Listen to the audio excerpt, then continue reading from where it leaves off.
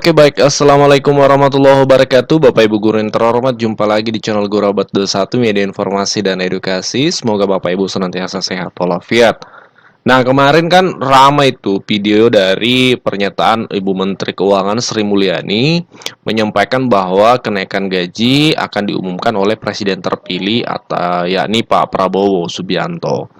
Dan juga Bapak Ibu, ramai juga pernyataan dari salah satu menteri kabinet, Menteri Pak Jokowi, yaitu Pak Suharto Monoarfa, Menteri Perencanaan Pembangunan Nasional atau Kepala Bappenas, yang membuat pernyataan memastikan kenaikan gaji PNS di tahun 2025, termasuk guru tentunya. Ya, seperti itu. Nah, sehubungan dengan hal itu, kemudian di kolom komentar kami cek muncul banyak pertanyaan yang redaksinya kurang lebih sama seperti ini. Pak Admin, apakah sudah ada informasi besaran kenaikan gaji guru di 2025 itu? Nah, tentu pertanyaannya akan mengarah ke sini. Ketika pemerintah menyampaikan informasi terkait kenaikan gaji, pasti yang muncul di benak ASN adalah berapa kenaikannya, berapa persen.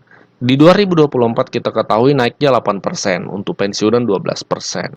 Nah, perlu kita pahami dulu sama-sama bahwa kepastian kenaikan gaji itu bisa diketahui selama ini tuh dari dua sumber.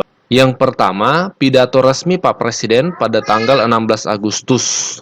Ya, terkait nota keuangan tahun anggaran berikutnya. Kalau dalam konteks tahun ini maka 16 Agustus 2024, sehari sebelum pelaksanaan Hari Kemerdekaan. Yang kedua, ya, ketika sudah ada dokumen resmi yang dikeluarkan oleh pemerintah terkait peraturan pemerintah untuk kenaikan gaji. Nah, ini sumber yang kita tidak bisa ragukan validitasnya Bapak Ibu. Nah, kembali ke pertanyaan subscriber tadi, apakah sudah ada informasi besaran kenaikan? Per hari ini Bapak Ibu, kami sudah cek dari berbagai sumber apakah ada informasi dari pihak kementerian atau seperti apa. Itu belum ada. Yang ada adalah, ini menarik nih, ya. Di salah satu media nasional kumparan.com itu ada salah satu berita seperti ini. Gaji PNS dipastikan naik tahun depan. Ekonom, asal jangan di atas 8%. Nah, satu-satunya sumber yang kami ketahui, silahkan ditambahkan informasi ketika Bapak Ibu ada informasi yang diketahui. Yang kami dapatkan itu belum ada bocoran atau informasi dari pihak pemerintah terkait besarannya. Yang ada adalah sejauh ini analisa dari atau argumentasi dari ekonom. Ahli ekonomi menyatakan asal jangan di atas 8%. Ini menarik, coba kita baca untuk menambah informasi. Direktur Center of Economics and Law Studies, Bima Yudhistira menuturkan, selama kenaikan gaji PNS untuk kompensasi atas naiknya harga barang atau inflasi dan pertumbuhan ekonomi, maka terbilang wajar. Kenaikan gaji PNS bisa merujuk pada kenaikan inflasi plus pertumbuhan ekonomi yang bersifat estimasi kenaikan tahun 2025 sekitar 8%. Nah, menurut dia, pemerintah juga harus melakukan berbagai rasionalisasi dari sisi tunjangan menteri hingga eselon kementerian lembaga, sebab Bima memandang beban belanja birokrasi cukup besar. Jadi memang kalau dari ekonom pendapatnya itu adalah antara 5 sampai 8%. Ini dari beberapa media kami baca juga. 5-8% Bapak Ibu. Tapi lagi-lagi dua sumber ini yang paling valid nantinya. Yang paling dekat kita tunggu nanti 16 Agustus. Semoga Pak Presiden menyampaikan terkait hal ini. Tapi memang beberapa waktu yang lalu Ibu Menteri Keuangan Sri Mulyani menyampaikan bahwa yang mengumumkan adalah Pak Prabowo, ya, seperti itu. Sementara kan kita ketahui Pak Prabowo dilantiknya Oktober nanti. Apakah akan langsung diumumkan pada bulan Oktober juga? Wah, ini menarik untuk kita tunggu Bapak Ibu. Bagi Bapak Ibu yang belum menyimak penjelasan dari Ibu Menteri kemarin, ini kami putarkan videonya. Oke. Mungkin soal ini Bu, kebijakan untuk gaji PNS Bu, apakah nanti bakal ada kenaikan di tahun 2025? Nanti juga Presiden terpilih akan menyampaikan, ya. Oh, nggak di tanggal 16 Agustus Bu sama Pak Jokowi? Kita nanti akan lihat di dalam APBN dan kesepakatan dari Presiden terpilih dengan Presiden saat ini. Itu ya. Terima kasih semuanya. Seperti diketahui bahwa RAPBN 2025 disusun oleh Presiden dan pemerintahan sekarang yang nanti akan dilaksanakan oleh pemerintah terpilih, yaitu Presiden dan Wapres serta Kabinet terpilih. Oleh karena itu, saya tidak akan menyampaikan substansinya, namun proses-prosesnya, karena nanti sebagian substansi dari RAPBN akan disampaikan oleh Bapak Presiden pada 16 Agustus di dalam sidang paripurna DPR.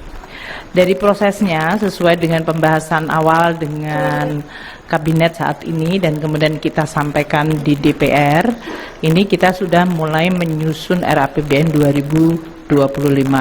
Yang satu pertama adalah lingkungan ekonomi makro, baik dari sisi global dan nasional yang akan mempengaruhi berbagai asumsi untuk pelaksanaan APBN 2025 nanti. Dan untuk itu kami hari ini sudah mendapatkan persetujuan dari Presiden dan Presiden terpilih mengenai situasi makro yang kita baca yang mempengaruhi APBN 2025, pertumbuhan ekonomi, inflasi, suku bunga dari surat berharga negara 10 tahun, nilai tukar rupiah, harga minyak dalam hal ini, dan lifting minyak serta lifting gas. Itu yang sudah dibahas dengan DPR. Kami laporkan dan tadi juga mendapatkan beberapa arahan yang nanti finalnya disampaikan Bapak Presiden pada 16 Agustus. Kedua, untuk postur APBN 2025 juga kami sudah laporkan kepada Presiden dan Presiden terpilih mengenai pembahasan awal dari DPR ya, dalam hal ini melalui KEM PPKF, dan posturnya diperkirakan tidak akan mengalami deviasi banyak dari yang sudah dibahas dengan DPR, namun karena ini adalah menampung sesuai dengan arahan Bapak Presiden saat ini, yaitu Presiden Jokowi, bahwa APBN 2025 menampung program-program prioritas yang sudah disampaikan oleh pemerintahan Presiden terpilih. Jadi kami mulai menghitung untuk program-program yang sering disebut seperti makanan bergizi gratis, kemudian juga beberapa program inisiatif baru yang sekarang ini sedang difinalkan dengan tim dari Presiden terpilih. Ini sudah masuk di dalam postur APBN 2025.